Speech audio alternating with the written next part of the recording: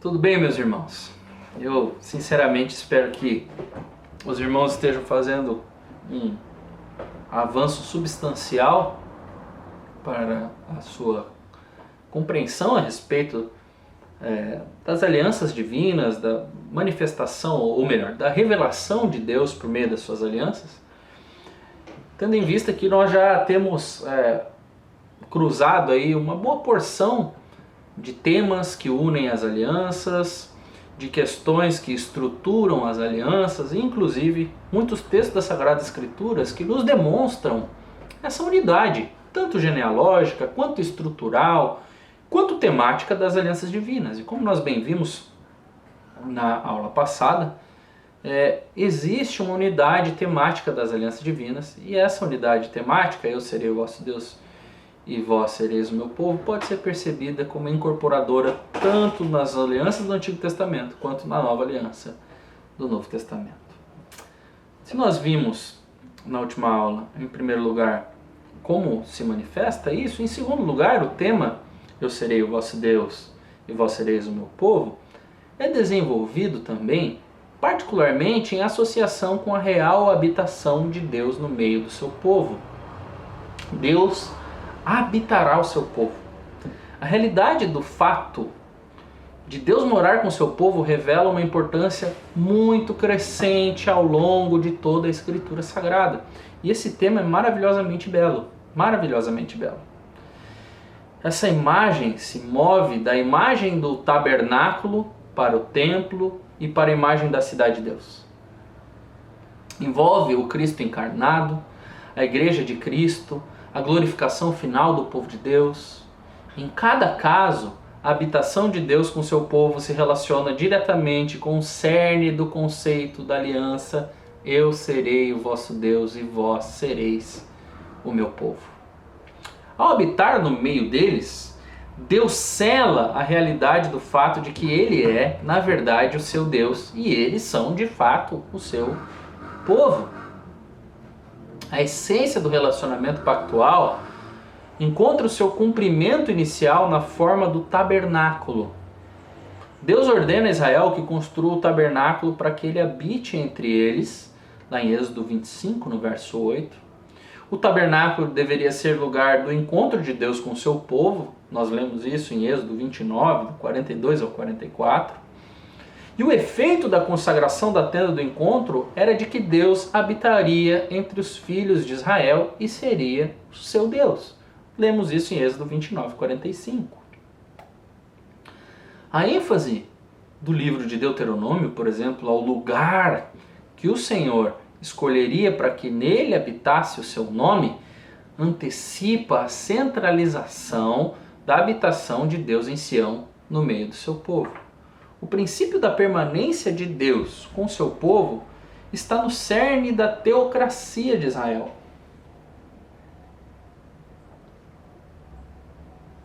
Projeções com referência ao futuro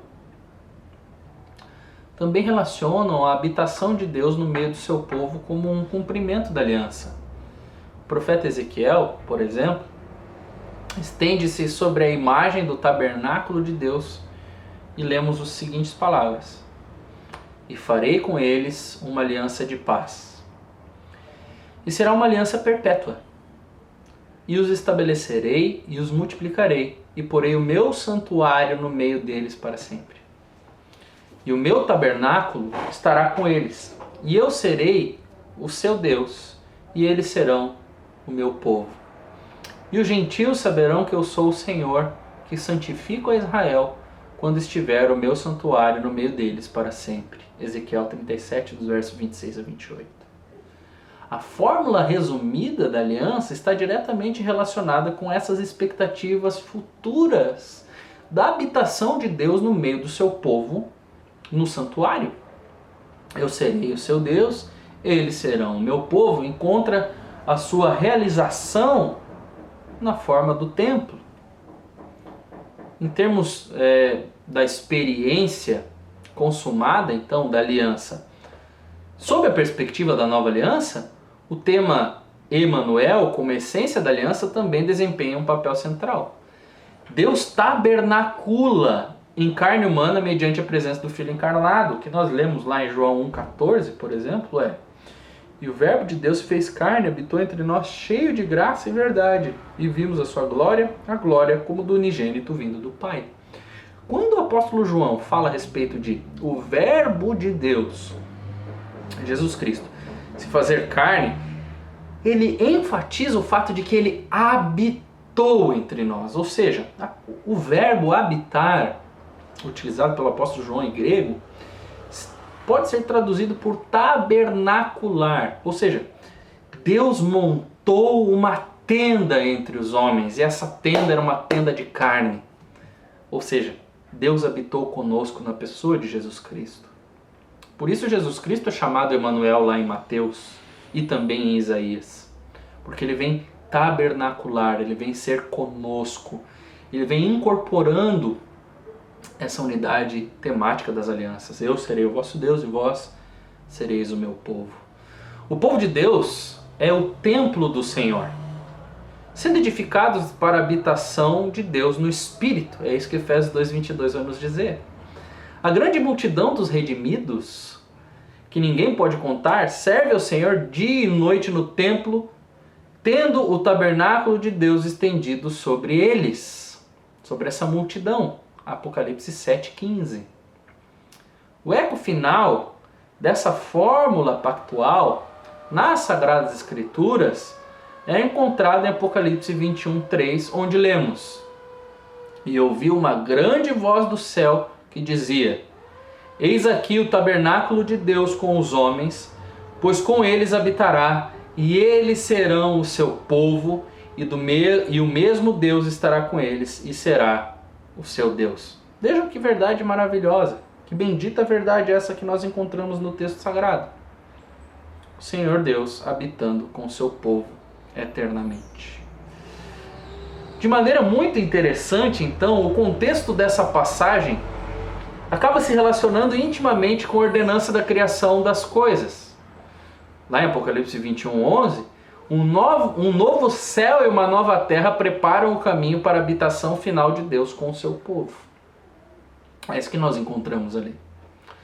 Esse eco da criação, em relação com o tema da aliança, apoia a sugestão de que o princípio Emanuel une as Sagradas Escrituras na sua totalidade. Esse princípio de Deus ser para nós um Deus pessoal e de nós sermos para Ele o seu povo, é o que está no coração de toda a história da Escritura. No coração da aliança pode ser encontrado essa substância que unifica a longa história da habitação de Deus com seu povo. Deus habitou com seu povo no Éden, no tabernáculo, no templo, em Cristo Jesus, e nós habitaremos eternamente com Deus na nova Jerusalém celestial. Então, o grito que se dá por meio desse padrão de Deus habitando com seu povo é de que esse é um tema unificador de todas as Sagradas Escrituras. Eu serei o vosso Deus, vós sereis o meu povo. Em terceiro lugar, o tema eu serei o vosso Deus e vós sereis o meu povo vai alcançar o seu clímax mediante a sua incorporação em uma única pessoa. Não é no tabernáculo, mas em Cristo que o tema encontra o seu cumprimento final. O profeta Isaías desenvolve explicitamente esse tema particular. Assim, a essência do conceito da aliança se une às expectativas messiânicas de Israel. A antecipação do futuro é colocada sobre um único indivíduo, que incorporará em si mesmo a essência da aliança enquanto funciona ao mesmo tempo como cabeça messiânica. Ou seja, Jesus é o que garante o futuro de Deus habitando no meio do povo, e de Deus sendo para nós Deus e nós sendo para Ele o seu povo. E também é aquele que cumpre todos os pré-requisitos para isso. Esse indivíduo da mais alta relevância cumpre o seu papel como a personificação da aliança por meio do sofrimento em lugar de outros. É o servo sofredor, é o servo do Senhor.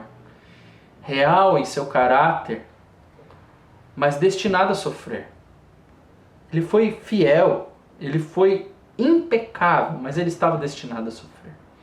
É um instrumento especial de Deus, apontado para ser em si mesmo aliança com o povo e luz para os gentios, como diz Isaías 42:6.